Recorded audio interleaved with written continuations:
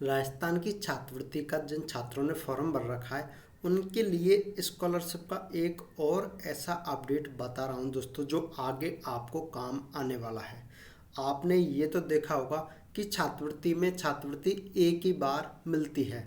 उसके क्या रीजन हैं, किस कोर्स में छात्रवृत्ति छात्र दोबारा ले सकते हैं और किन छात्रों को ध्यान रखना है कि हमने पहले आईटीआई, बीएसटीसी, बीएड आदि की स्कॉलरशिप ले ली है या फिर छात्रवृत्ति ले ली है, तो अब हम दोबारा किस छात्रवृत्ति को नहीं ले सकते।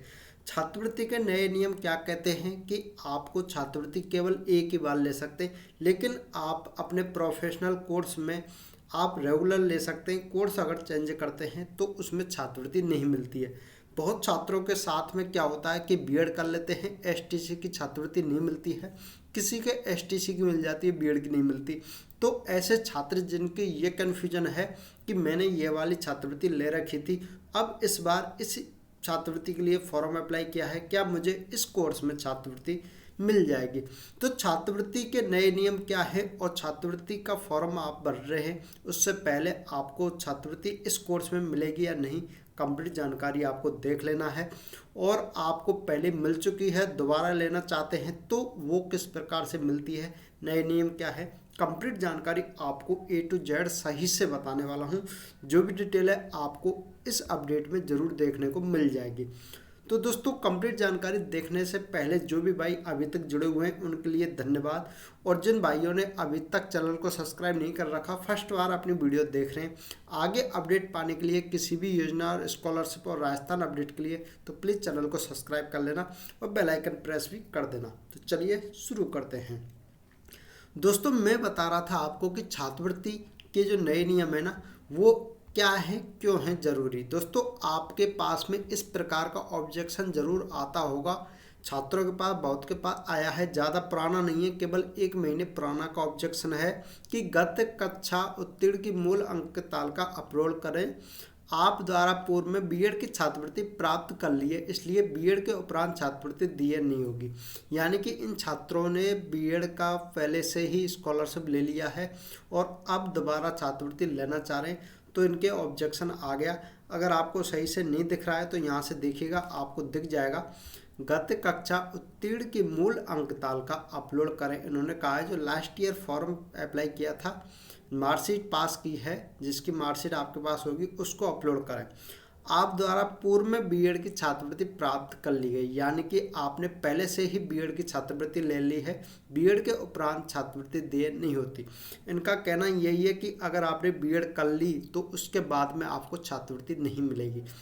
ये ऑब्जेक्शन किसी भी कोर्स के लिए आ सकते हैं, नर्सिंग हो, बीएसटीसी, बीएड हो, आईटीआई हो, पॉलिटेक्निक हो, बीटेक हो, किसी भी कोर्स में हो, चाहे राजस्थान में जो छात्रवृत्ति मिलती है उन सभी में ये नियम लागू होता है। तो आप जिन छात्रों को छात्रवृत्ति मिल गई है वो भी ध्यान रख लेना, देख लेना वीडियो को, और जिन्हें नहीं मिली अभी तक तो वो भी यहाँ से देख सकते हैं। तो चलिए यहाँ से देखिए अब छात्रवृत्ति के नए नियम यहाँ पर क्या कहते हैं।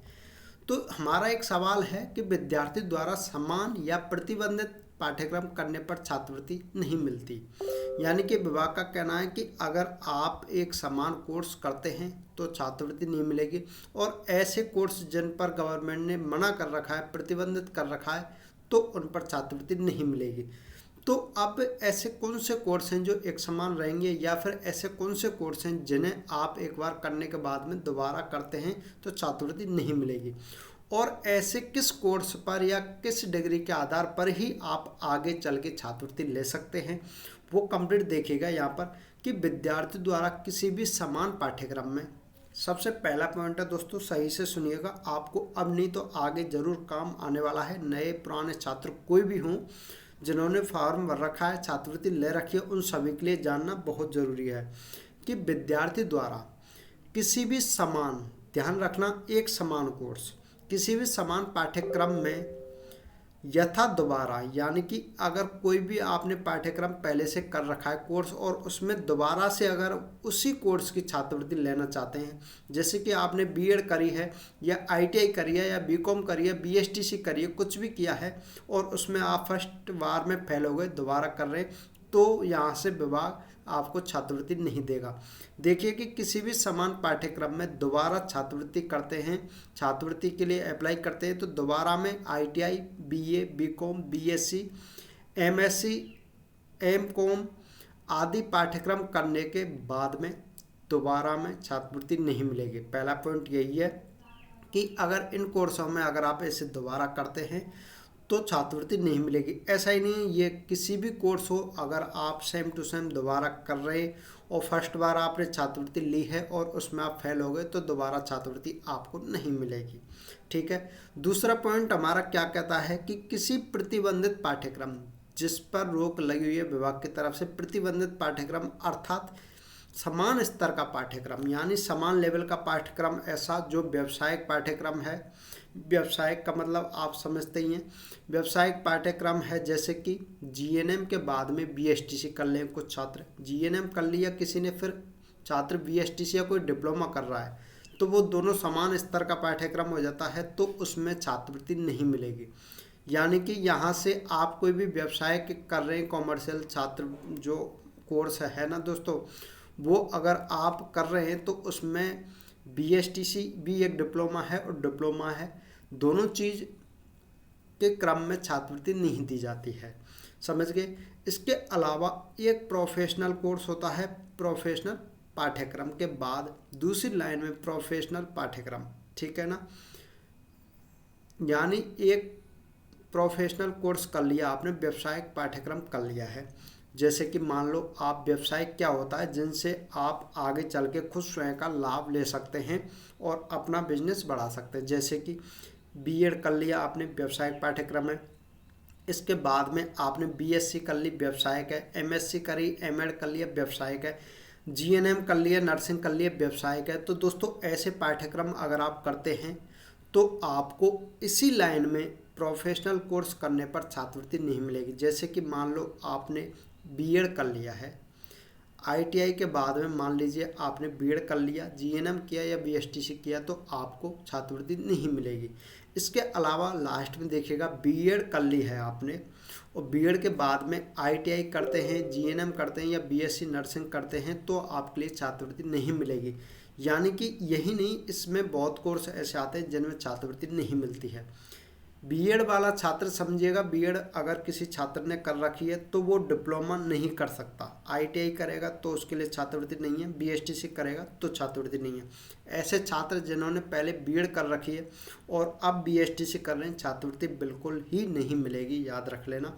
जिन छात्रों ने GNM कर रखी है या BSc नर्सिंग कर रखी है तो उनके लिए BEd में छात्रवृत्ति नहीं मिलेगी, और जिन छात्रों ने ITI कर रखी है, याद रखना ITI कर रखी है, उन्हें किसी भी कोर्स या डिप्लोमा छात्रवृत्ति नहीं मिलेगी।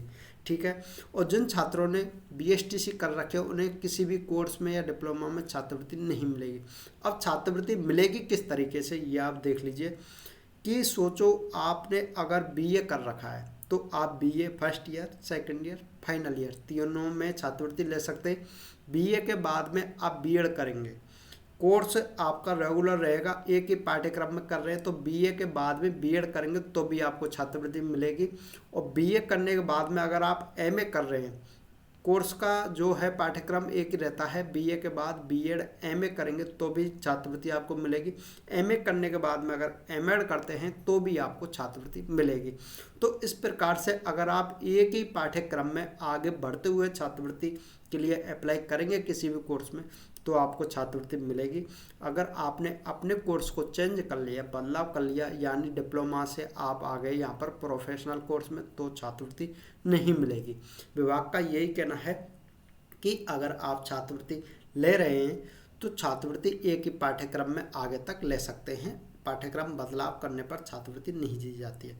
दूसरा इम्पोर्टेंट सवाल इसी चीज़ में कि छात्रवृत्ति ले रहे हैं जो भी छात्र, अगर वो बीच में गैप देते हैं अपनी छात्रवृत्ति फॉर्म भरने में तो नेक्स्ट ईयर उन्हें छात्रवृत्ति फॉर्म अप्लाई करने का मौका नहीं मिलेगा।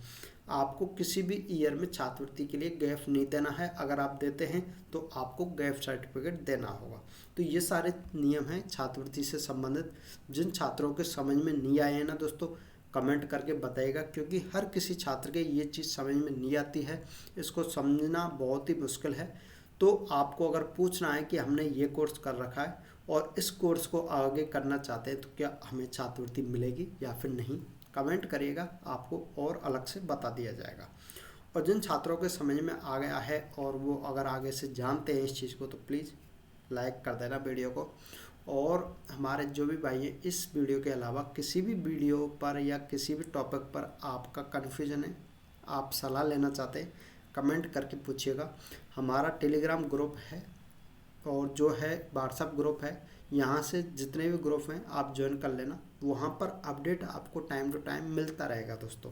तो ये सारी चीज़ें आप सभी के लिए बनाई हैं और आगे भी काम आने वाली है। तो दोस्तों अभी वीडियो का यहीं एंड करते हैं। जिन छात्रों ने चैनल सब्सक्राइब कर रखा है उनके लिए धन्यवाद, और जिनने नहीं कर रखा तो दोस्तों प्लीज़ सब्सक्राइब कर लेना और वीडियो को भी लाइक कर देना। तो चलिए मिलेंगे फिर नेक्स्ट वीडियो में, तब तक के लिए धन्यवाद।